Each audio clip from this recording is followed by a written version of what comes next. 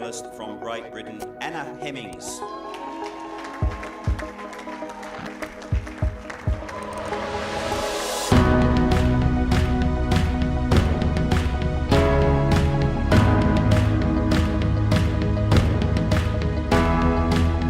The business world, it's a competitive marketplace. The margins between winning and losing are small, and organisations want to know how to get the competitive edge.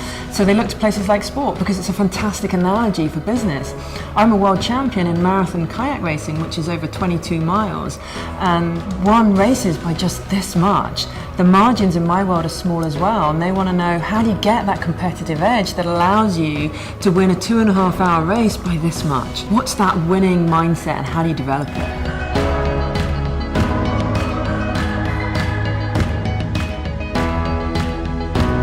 You have to break the ice. Your hair is turning to icicles and the snot is freezing to your face. And that is when you need a powerful short-term goal to get you out there and push your body to the limit. Many of the organisations that I speak to, they're number one in their industry, and of course they want to stay at the top. And so I often get asked to share how I stayed at the top of my game for 10 years, how I won back-to-back world titles, and what gave me the motivation to keep coming back for more. And this hit me like a train. I was wrecked, rendered in a near permanent state of exhaustion, devoid of all energy. The modern corporate world is increasingly pressurised, and as a world champion, I was often the favourite going into a race, often being expected to perform. The pressure was high, but I learnt to love it, and I developed strategies for thriving under pressure. And those strategies are hugely relevant in the business world. Control the controllables. My sports psychologist always used to say that to me, and it reminded me that I couldn't control what those other people were thinking. I couldn't control what they were saying. I couldn't control what they were expecting. Every day, he was there giving me feedback on how I could get better. How often do you get feedback? How often do you give feedback? Do you wait for an annual performance review to give feedback? In the world of sport, it's called the food of champions. And we need to be giving it regularly and receiving it regularly, because that is how we learn and improve.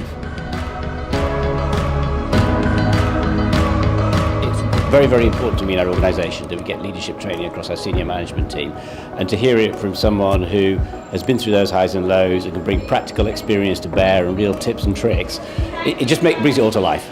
It's been absolutely fantastic.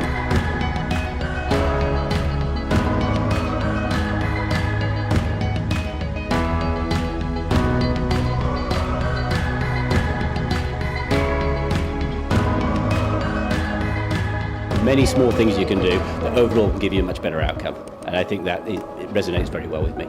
I'm passionate about helping others overcome the challenges that they face and getting the best out of themselves, and everybody can take away at least a couple of messages from my story that will enhance their performance, and that is hugely rewarding for me. And this was about questioning the way we were currently doing things, looking for new and better ways.